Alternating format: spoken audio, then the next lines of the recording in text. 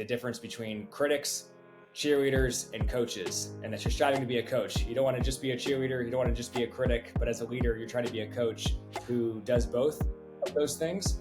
And I think a lot of times we err on one side or the other. We're just either an all-encouraging leader or we're an all-challenging leader.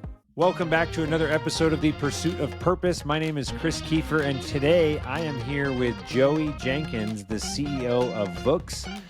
First of all, Joey, thanks so much for making this happen. Thanks for having me. Great to be here. And tell us, what is VOOX? VOOX is the first streaming service of animated storybooks for kids. So we partner with about 40 publishing partners to license their traditional kids' books, and then we bring them to life with animation, music, sound, and voiceover, and create a really fun, entertaining, educational product for young kids. And I saw that you guys have been partnering with was it Verizon, or there's some bigger players that are just able to offer VOOX on their platform now. Is that correct? Yeah, Verizon to partner. We have our content on Netflix, and it's called Storybook Read Aloud, and some great traction there, and a number of other partners, about a dozen airlines that we license our content to, a number of ed tech and entertainment partners, and continuing to expand that every month right now. That's awesome.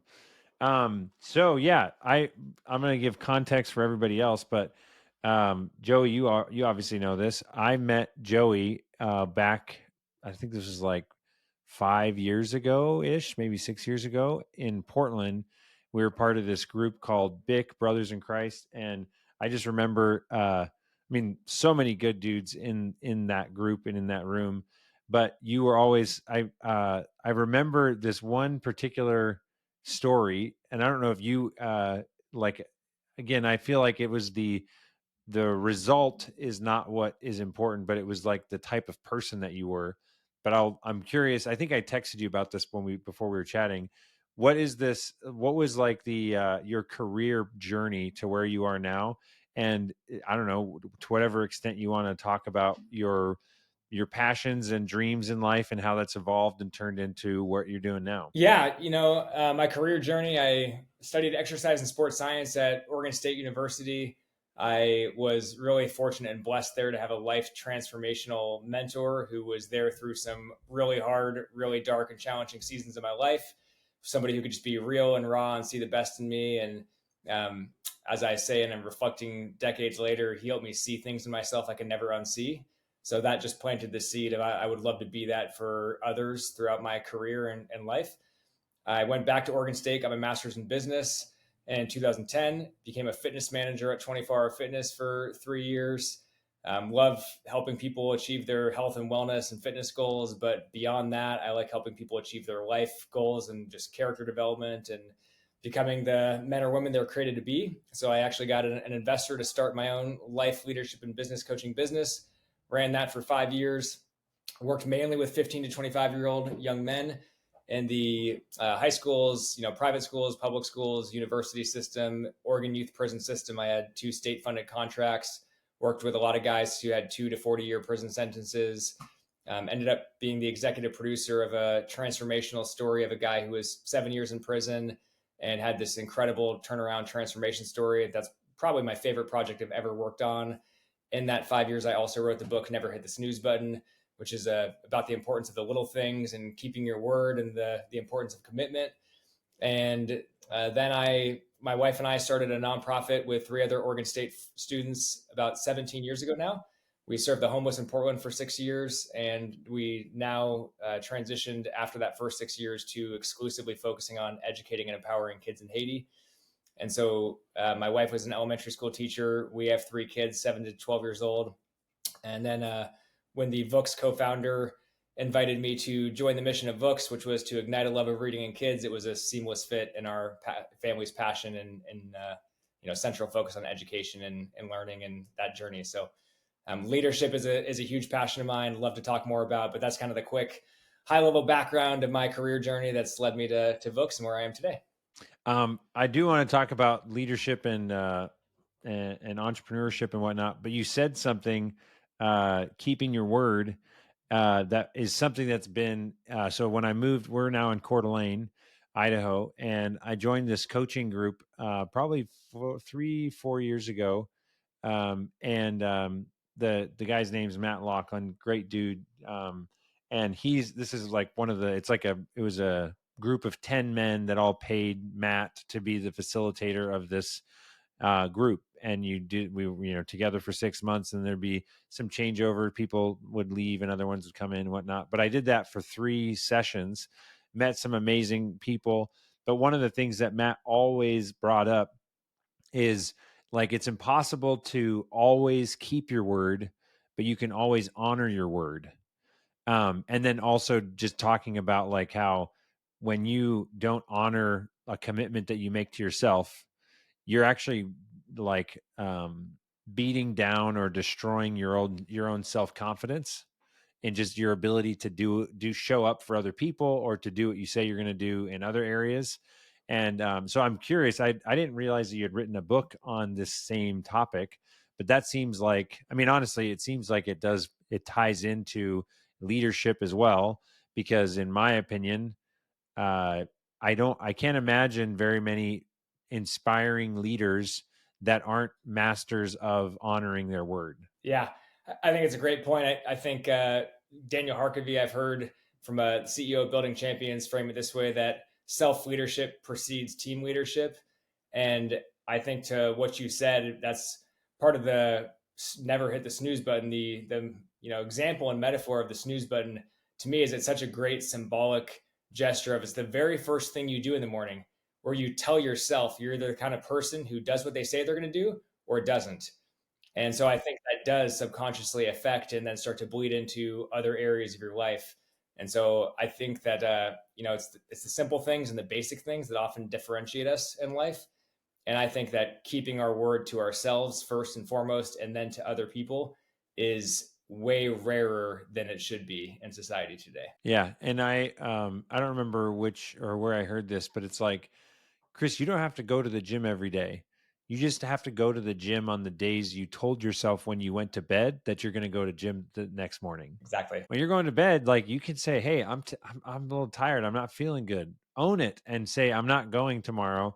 But if you let yourself make the decision when you're groggy and the alarm's going off, you're never like, yeah, that's huge. That's the way I frame it. Is a very simple. Which version of myself do I trust more? The awake, conscious at 10 o'clock going to bed, or the alarm just went off 5:15 in the morning version of myself? And every day of the week, I trust the more conscious. The one who has thought about it. Yeah, exactly. And also, I'm thinking, like, have you had the beauty of fatherhood or parenthood, of just having your kids reflect back to you areas where you're maybe slipping up and honoring your word of things you told them you do? Like, oh yeah, we'll get ice cream tomorrow or whatever. Just trying to punt it down the road, or like, oh, we'll do Legos later. I'm busy right now, and they come up to you and they're like, hey, remember you said this? It's like, how of course you remember that. Oh yeah, no, they do. My wife and I have talked about that often, and for me, that's a really big deal. I don't know that for everybody that feels like as big of a deal. If they're like, well, something came up though. Like I said, I would do that with you tonight, but this thing came up. I'm a big believer in, like, you, wherever possible, even if it's painful or more painful than you thought it would be when you first made the commitment, you stick to it and you make the sacrifice and you make it happen. There are going to be circumstances where you can't, but I think it should be extremely rare that you can't. So, Yeah, and it's just prioritizing your kids, like, oh, any commitment that I make to you has the possibility of being bumped by something else more important. But if there's nothing else more important, then you're my top priority. Like, what does that say over 18 years? yeah, there's that famous parenting saying, more is caught than is taught. And I think that that's, part of leadership in general is you just try to model that as often as you can, and you hope that they catch some of that along the way as they're growing up. Yeah. So I want to just kind of open it up to your, like, in the realm of leadership, entrepreneurship, peak performance. I think you had said systems, processes, accountability. What is like top of mind for you, or what should we spend the next 30 minutes talking about? I mean, I love, I'm a big John Maxwell, everything rises and falls on leadership. I love the entrepreneurial journey. And so think that that's just super important, that, the impact business has in the world, and the challenge of the fast-paced startup world. And I've had the blessing and benefit of living through some really high highs in the last 5 years on that, and some really low lows and lots of challenge. And so for me, I think when I think about the importance of leadership and how important it is in society, I would just start there probably, and think that we'll see where that goes, maybe in entrepreneurship and systems and processes and accountability, and some of the other aspects. So I'll let you kind of pull me through some of those key areas potentially as I go. But I would say, for me, back to the everything rises and falls on leadership, that mentor I mentioned who was life transformational for me, he actually. And this was a mentor when you were in the health and science background in the gym? Yeah, at Oregon State University. I worked at Oregon State's rec center for 3 years in my undergrad, 2 years as a graduate assistant. And a man named Troy Snow, who actually dedicated my book to, was somebody who really challenged me and inspired me. So I'm a big believer in high challenge, high support leadership. And so there's a challenge support matrix where, you have the 4 quadrants. And I tell my team at VOOX, when I first became CEO, I said, look, I'm going to try to pull this company to as far top right quadrant of this chart as we can possibly go. The highest challenge and the highest support that you can get. I'm not going to do that perfectly, and you have freedom to call me on that when it's too only challenge and not support, or if it's only support and only challenge, then that's something that I need to improve and step up my game on. But I heard this. I'm reading a book right now where they talked about, it's called Hidden Potential by Adam Grant, and he talked about the difference between critics, cheerleaders, and coaches, and that you're striving to be a coach. You don't want to just be a cheerleader. You don't want to just be a critic, but as a leader, you're trying to be a coach who does both of those things. And I think a lot of times we err on one side or the other. We're just either an all encouraging leader or we're an all challenging leader. And Troy, to me, was somebody who really modeled the high challenge, high support. I never questioned whether he believed in me. He saw the best in me. He saw things in me I didn't see in myself. He challenged me to accelerate my growth, to step into the unknown, to lean into areas of discomfort. He called me out when I wasn't living into my full potential, and he helped me step into that and do it better, and with somebody I could be real with and raw with and vulnerable and all those other things. I have follow-up questions. This is the thing you're talking about? I'm sure not necessarily with the emojis. There's probably a bunch of these, but is this the general concept? Yeah, it is. I got mine from a group called Giant. They do a lot of leadership development and coaching, and I've been working with one of their executives. And in their chart on the top left is high support, low challenge, and what it ends up leading to. Yeah, I think that's it right there, top left there. So yeah, what it ends up leading to is it's a protector, and this is a lot of leaders, and this is who people would naturally want to work for, is a protector. Like, you want high support, low challenge. Just as human beings, innately, that's easier. It feels better in general, but it ends up leading to a culture of entitlement and mistrust. It takes time to get there, but that's where it inevitably leads. The high challenge or low support is this dominator culture of fear, manipulation. Abdicators, you don't do either. You get empathy, apathy, and low expectation. And I think in a lot of these cases, if you look at all these, there's tons of startups who are going out of business and who end up having these businesses with 10,000 plus employee layoffs in the tech space. Oftentimes, they really, if you studied and surveyed their companies, they would end up in one of those other 3 quadrants. So it's hard to be in the liberator culture of empowerment and opportunity, but that's always my goal as a leader, is to go to the very top right of that chart as much as you possibly can. And what are the tactics or strategies? Because this is relevant to me in my company. And a lot of the people that listen to this podcast are in the home service world, entrepreneurship. How do you, what advice do you have for somebody who's like, okay, I see it. Obviously, that's where I would like to be. What are the tactics or approaches to try and be or live in that as often as possible? Yeah. I would say, first of all, I think 2 things that matter a lot in this equation. You absolutely have to genuinely care a lot. And I don't know how to make somebody care, like to care about their people, to care about who they become beyond just what they produce for your company. You have to actually care about their personal and professional growth and development, their family, their work-life balance, who they were made to be, and what they're able to contribute in the world. And so you're just inevitably not going to be high support if you don't actually genuinely and deeply care.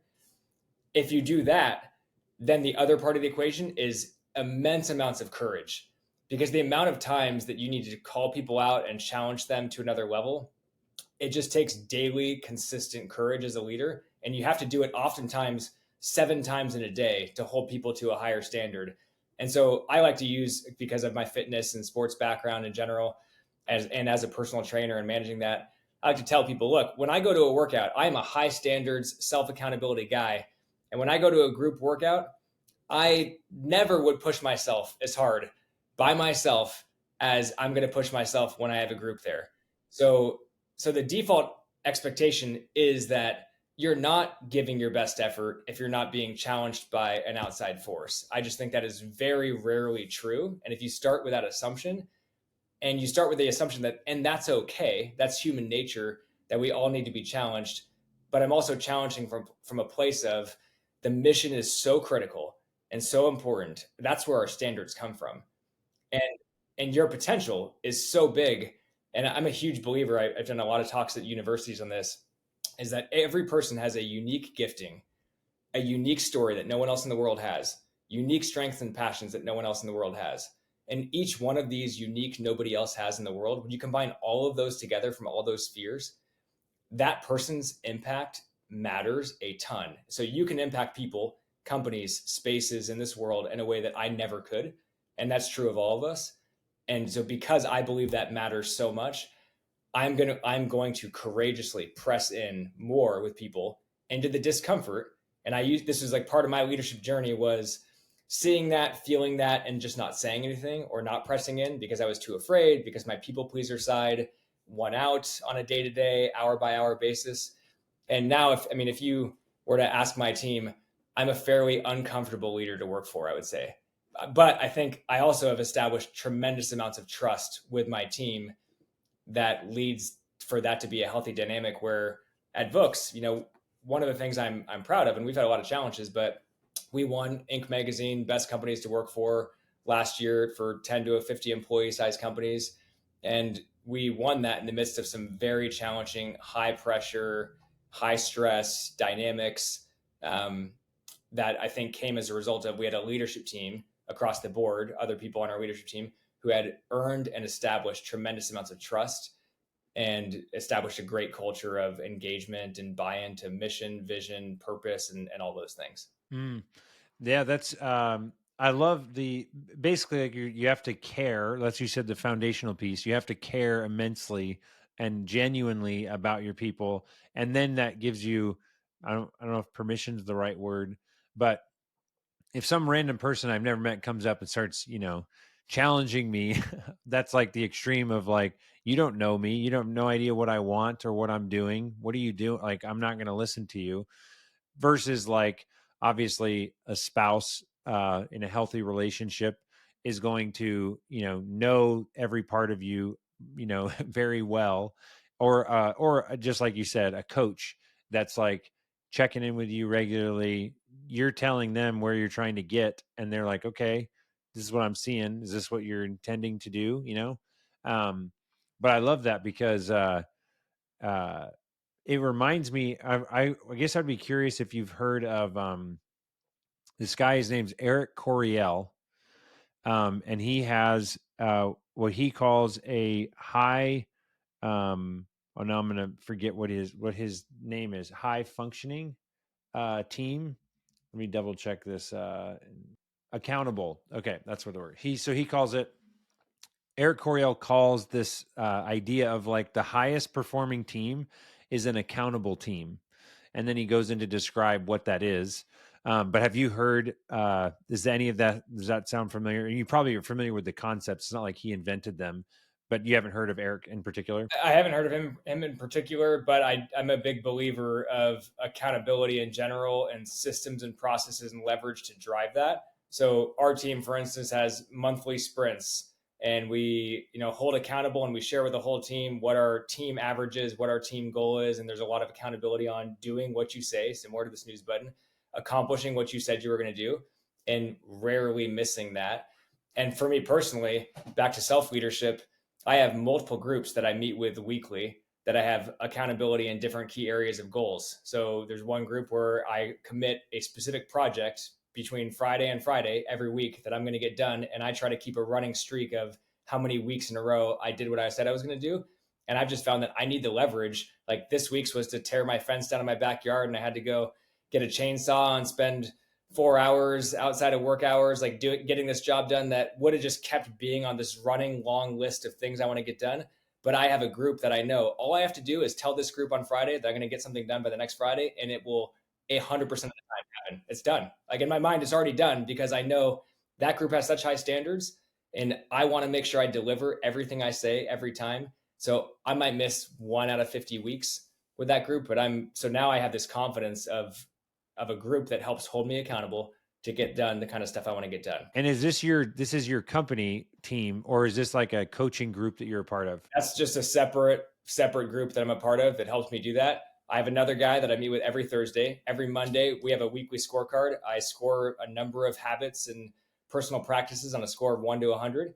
And every week on Monday, I share how I did last week, how I did it compared to that weekly goal specifically, what my goal is for this next week. And then every Thursday, we have a 30-minute Zoom call where we each get 15 minutes to check in, strategize, say what we need to do to hit our target. And I track how many weeks I hit my target. So I've got a 22-week streak right now. I'm a believer in the power of streaks, just psychologically, on like how they drive behavior. So the whole point of the scorecard system is it's to get me to do more of what I want to do. So I've got things like eat salads, ice baths, sauna sessions, working out, reading time, all sorts of like family, going to breakfast with my kids once a week. Like I'm a big believer in the Peter Drucker, what gets measured gets managed. And so I try to create the right measurement structures and then the right accountability for those measurement structures. I don't just measure them. I then try to invite accountability, mainly because I want to get the result. I'm a big believer that systems beat intentions every day of the week. And so anything that I intend on getting done, and I don't do this across the board 100% of the time, but I try to as often as possible. When I have a new intention, I try to put a system to it to make sure that I live into my intention as often as I can. Okay, so this is me being vulnerable because this is super relevant. It's coming up in this coaching group that I'm a part of.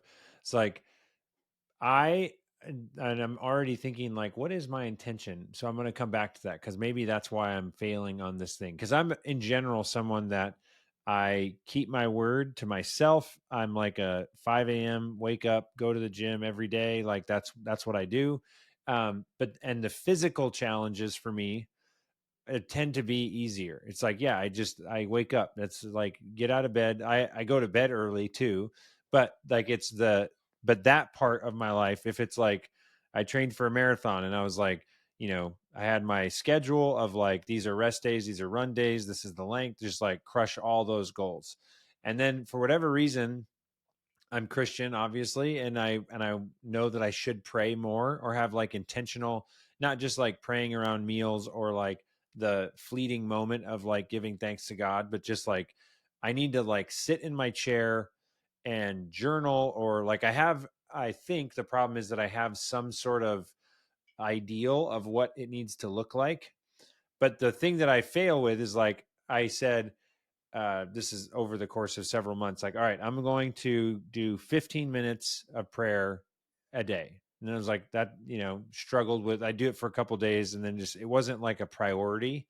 And then I'd be busy or whatever. Like, no, I'm going to do it first thing in the morning, but then kids are waking you up. So then I'm like, okay, I have excuses, but that's still like excuses. Like if it's important, I'd find time to do it, whatever.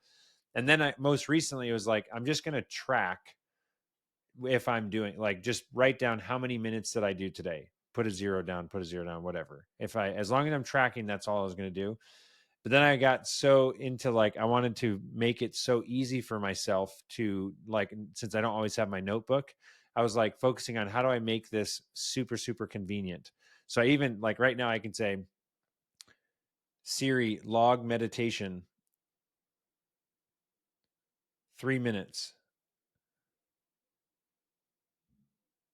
And so that's all that I'd have to do to like put it onto an Airtable sheet to track it. Like I've made it so easy. There's no reason that Chris can't hit this. And then what, like life gets in the way, I do other things. So pick me apart. And I guess I would also say like maybe it's because I haven't gotten clear on why that's even important. I'm just like, I think I need to, but why? And it's like, I have other things that are very clear. There's a deadline, there's a race, there's a, like something that I'm trying to do. But why would you say, why is that something? And then ultimately, I just am like, you know what? I'm going to own it and I'm not going to do that. Like, I'm not going to keep pretending like I'm going to do it. So I own where I'm falling short in this men's group and then just say, yeah, I'm taking a break from it because I don't know what's going on there. Yeah, Does that make sense? it does. I'll just kind of take two perspectives on this. One, there's a Mel Robbins perspective of motivation's garbage and you shouldn't rely on it. Then there's a Zig Ziglar perspective of, well, motivation's needed daily and we shower daily. So yeah, you just bring motivation in on a consistent basis to help you do things. So I do believe in the start with why, the power of why. It's important. Maybe your why needs to be a little bit stronger on it and you can do some work on that. And like I've worked with a lot of coaches on that. I've coached a lot of people on that. I personally think that's good, but not enough. And that's why I'm a big believer in leverage. So this is a Tony Robbins principle in a lot of ways, but I actually worked with one of his coaches years ago, and I wanted to get my website done. And he essentially said, look, you've been wanting to get this done for 6 months. You haven't got it done. Let's create some leverage. So long story short, I write about this in my book, but he said 2 weeks from now, we have another meeting. If in 2 weeks you don't have this done, essentially I had to write a check to somebody for $500 and I had to commit to that. And I was like, my wife will be pretty upset if I write this random check to this person for $500 just because I didn't get my website done. He's like, well, is it possible to get done in the next 2 weeks? I said, yes. He's like, is it important to you? It's been important on your list? Yes. And so as soon as I got off that call, I put like 9 time blocks, multiple reminders, and I had my website done 2 weeks later all of a sudden. It just took enough leverage to get it done. So I would say for you, if I was in your group and you came and said, hey, I'm not going to do it because I've been committing, I've been saying I'm not going to do it, my question would be, are you not doing it because you're just failing, or are you not doing it because you've truly decided it's not important to you anymore? If you're not doing it just because you haven't figured out a way to do it, we can probably figure this out really quickly. And maybe you need some habit, some consistent tracker structure that drives this. And for different people, that's different things. But Atomic Habits does a great job of talking about habit stacking. Once you have one habit anchored in, it's really easy to add something else into that and then now just know it's going to happen. So I have a few things like that in my structure. And I would say, like, if I was working with you on that, I'd want to find what that is or how we can create it if it's not there already. So I have this Friday weekly planning, hour and a half time block. There's about 12 steps of things I do every Friday. I never miss it because it's also attached to 5 points on my scorecard that I have accountability structured in for. So I do all 12 of those steps every week. And there's intentional things like send a video encouraging my team members, like one team member at VOOX. There's things about office organization and like figuring out what my wildly important goals are for the next week and all these things. If you and me were thinking of one new thing, if there was like a recommendation of something new I needed to add it in weekly that could fit in for 5 minutes, all I have to do is make it number 13 on that list. And with 99% certainty, I could say the next 2 years, that'll happen every single week for the next 2 years. So it's finding but also there's the everything on that list. You've got, I'm assuming, deep clarity on why it's on the list to begin with, how that's getting you to the end goal. And then you're always adjusting and iterating, right? So for my scorecard, for instance, every quarter I make micro adjustments to it. I've been using that for over 10 years, off and on, less successfully in certain seasons than others. And I've continued to figure out, I started with a weekly email to somebody. Then I realized that wasn't quite enough. I needed specific weekly goals outside of just the standard goal. Then I realized I needed an actual midweek Zoom meeting to help solve for that. And all these things have led to a better and better process.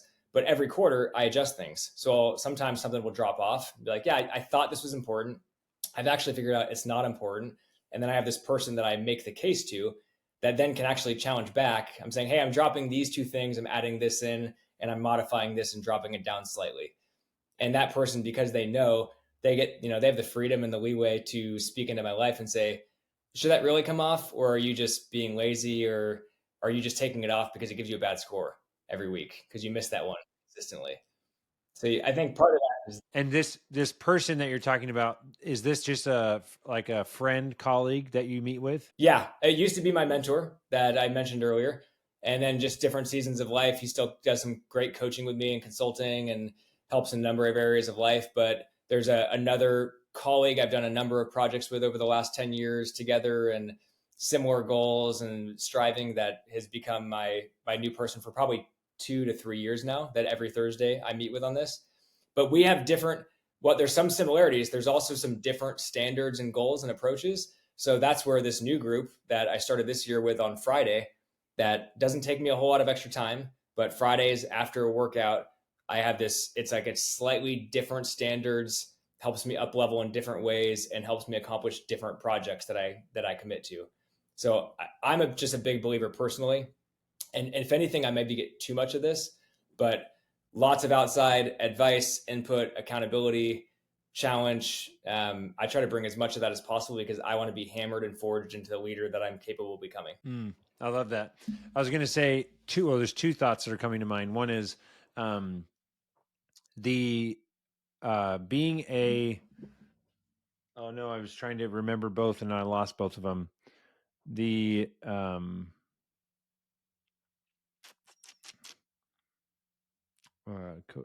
so paying, like skin in the game, leverage. Um, I've had people, so like this coaching group of 10 people that I'm in, and it costs, a certain, the money is not important on one hand, but it's also like there's definitely interesting, like different. I've heard people say, depending upon how much money you make, the amount of money that you should invest to get the leverage that's needed to do the thing. Like if it's like, hey, you owe me $1 if you don't make the website, I'm like, all right, here's $1. But there's a number, and it's like that's going to be a lot different for Jeff Bezos than for a college kid or whatever.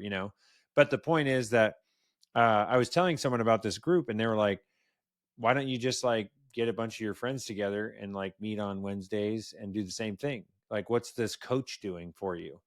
And at first, I didn't really have a good answer, but now I would say, or with the words you're using, it's because everybody has used leverage and they're paying to show up. And the fact there's another piece of it, I think that if I'm willing to put in 500 or 1,000 or whatever the number is for this group, then there's like a um I'm not like humans. I don't know. This is a different person that said we're not stupid. Like we don't just burn money. So we put money into things and we expect an ROI.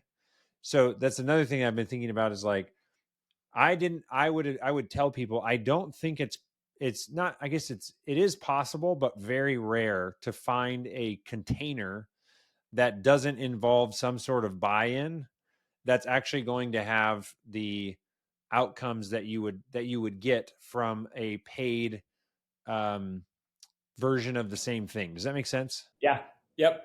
And if it's not a paid version, there's other ways to create leverage with it. So like one of my groups, I said, look, this is going to be my best year ever. I want really high standards and really high accountability this year. If you're not able and willing to hit this goal for yourself, kind of this minimum threshold every month, I can't keep meeting because I only have so much time. I only have so many hours I can give. Like there's time resources and money resources, and I have about 7 hours a week of these meetings and accountability and groups and input and feedback. Yeah, at some point you have to do stuff too. Yeah, if 1 hour isn't truly moving the needle, like every hour that's not moving the needle has got to go. And so I would say in general that one of the biggest challenges is that whole concept of you are the 5 people you surround yourself with, and who we surround ourselves with is who we become. And I'm a huge believer in that. And so I think the goal of everybody should be you want to be with people who expect more out of you. And I think that's super hard to find in life, personally. You have high expectations to find people who are going to challenge you and tell you to do more and you should have met your commitment and step up and like make it a little bit uncomfortable for you isn't all that easy. And I think whenever you find it, that's the kind of group I would encourage people when you find it, like absorb the discomfort, welcome it, and lean into it.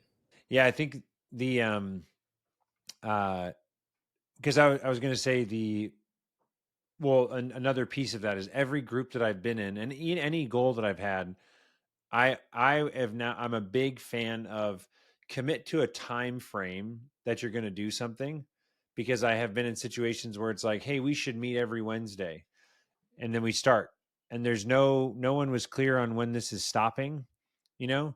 But if it's like, hey, we're going to do this for 6 weeks or for 6 months or whatever the time frame is, and then at the end of that time frame we're going to take a breath and be like, all right, what did we learn? What has changed? It's kind of like your quarterly reevaluating of things. But I'm going to put my head down for 3 months and I'm going to get these things done, and because this is what I believe is to be important. Do you set that up in this one-on-one relationship of like, hey, we're not going to meet forever, but we've been going for 2 or 3 years. Like, what is your predetermined like checkpoint to say, how's this working for you? How's it working for me? How do we adjust this? And now a quick word from our sponsor, which is Boolean Review. Boolean is a review software that my wife and I own, and we sell this software to home service businesses. So I know there are many different people that listen to this podcast, but if you know someone, an electrician, an HVAC business, a painting company, maybe a coffee stand, someone that is providing service to customers and get found online by customers, we would love to talk to them. This is a review software that is the highest converting review software in the home service space in particular. And if you're wondering what that means, if you have 100 clients in your business, the typical business gets between 1 to 2% of those customers. So for every 100, they would get one person or two people to leave them a review on Google. Other review softwares get between 3 and 5%, and the Boolean review software gets 20% of your customers to leave you Google reviews. And these are fantastic Google reviews with lots of words, keywords that are going to help with SEO, pictures, stories, the names of your employees. So if you want to learn more, check out booleanreview.com. And now back to the episode. Sometimes I do, and I would say I typically do when it's paid, and I typically don't when it's not. And I think I actually probably always should. So I think that's a really good insight from you. And one for anybody listening, I think, is I would recommend in all the groups I am in that aren't paid, I probably should have done that. And I think that would actually maximize value. And I think shorter timeframes at first to have an evaluation, and to have and even up front to say, and then let's all bring our reflections and thoughts of, is it valuable? If so, how? And how could it be better?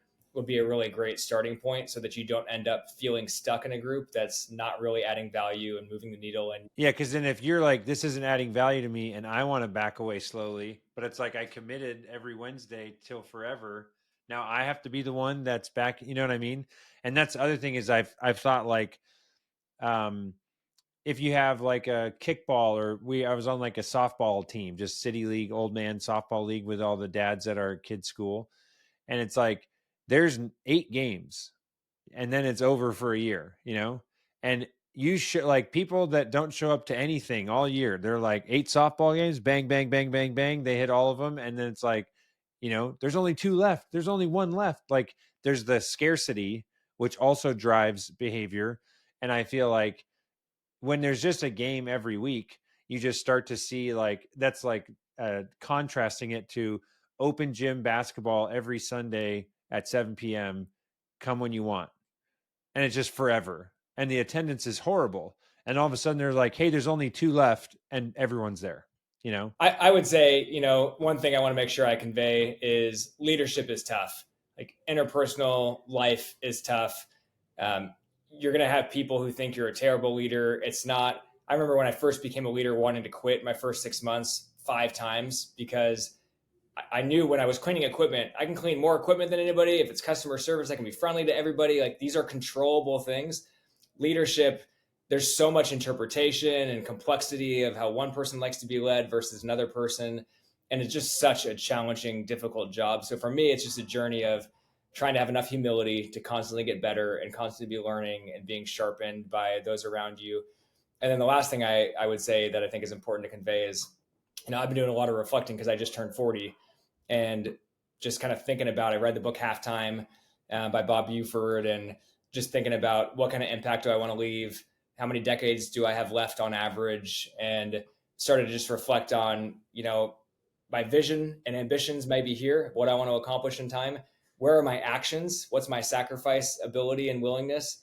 And then does one need to go up to the other? Like they should be aligned. So am I willing to lower my ambitions and vision because I'm not on track, or do I need to up my standards and sacrifice and actions? Or am I okay living in delusion land in between, in the middle there? And I'd prefer not to be delusional about that. So for me, it was just a healthy reflection. I think everybody could use some reflection time on that at a lot of points and seasons in life, and figure out, do your actions and strategy and sacrifice match your ambitions and your vision for your life, and who you want to be and what you want to accomplish. I love that. That's a great place to wrap up. So you mentioned a couple books, but you do have the official 3 recommendations. If you'd like to use the ones you mentioned and tell us more about it, or just tell us what those 3 book recommendations are. Yeah, I'd say number 1 is the book my mentor got me, Developing the Leaders Around You, John Maxwell. I read it when I was 20 or 21 and just reread it again about 3 months ago. I think it's a really inspiring book on leadership. Number 2 is Becoming a Coaching Leader. Daniel Harkavy, who I mentioned, the CEO of Building Champions, wrote that book. And just, I'm a huge believer in coaching leadership, as I kind of weaved in throughout. What was the title of that one? Becoming a Coaching Leader. Okay. And then number 3 would be Getting Things Done by David Allen. This is not necessarily everyone's jam, but the systems and processes and structure I talked about, it's a great book that I believe the people who utilize the systems and structure in that book are going to be more successful than 90% of society. And again, it's rare, lots of organization, lots of structure, but I think it's extremely valuable. How would you compare the Getting Things Done to, because I feel like I would have said that I read it, but I don't remember. It's been a very long time. I have read Atomic Habits. How does it compare to, just the way you described it sounds to me a little bit like Atomic Habits? Yeah, I think they're pretty different, actually. Atomic Habits is more about building structure for kind of creating habits in your life, and there's some carryover, but Getting Things Done, I think, is much more tactical and strategic on how do you create the right systems to manage work life in general. How do you capture the things that need done? How do you put those things on the right list? How do you do that in a structured and organized way so that you have confidence that you have a system that almost nothing ever falls through the cracks on? That it's a very highly 95+% effective system. So if somebody tells you, hey, this dropped, I'm not sure who dropped the ball on this, if it was you or I, you just know that it's typically wasn't you in that situation. I think David Allen's system can give you that kind of confidence if you use it all the way, foolproof. And what's movie recommendation? I mean, my favorite movie is Braveheart. Big fan. Again, lots of courage leaning in there, lots of leadership examples and modeling and sacrifice required. So I think it's a great story, lots of great history, and lots of great leadership examples woven in. Awesome. And if someone wants to get in touch with you, what's your preferred method that they do that? Joey@VOOX.com. Awesome. Well, Joey, this is I love talking about stuff like this, and it's always inspiring and motivating to hear what other people that I admire and respect are doing. So, thank you for coming on and chatting, and hopefully everyone else listening got value out of this as well. And we'll next time we make it over to Cedar Point, which is at some point a goal of mine. We'll see if you're still in the area or if you move back to Portland. That'd be great. Thanks for having me, Chris. Really appreciate it. Thank you so much for listening. My name is Chris Kiefer, and my mission is to champion the relentless pursuit of purpose. And what that means to me is to be an example, a champion, someone that is in the trenches, working and showing and winning and trying and failing in how to pursue a deeper and more meaningful life with the people that I love, with my kids, with my friends, with our family, and also just be a champion and example of entrepreneurship and following my passion and doing what I believe I'm called to on this earth. And so if that inspires you in some way, please share this episode. If you want, like, subscribe, share, whatever, do all the stuff. It means the world to me to get this message and get these guests that I have out there. And if you're interested in any of the book recommendations or looking up other episodes of the movie list, you can visit my website, chriskiefer.com, for all the details on the show, and also check out the Boolean review software, as well as the Boolean automation consulting company that I own for home service businesses. So thank you so much, and we'll see you on the next episode.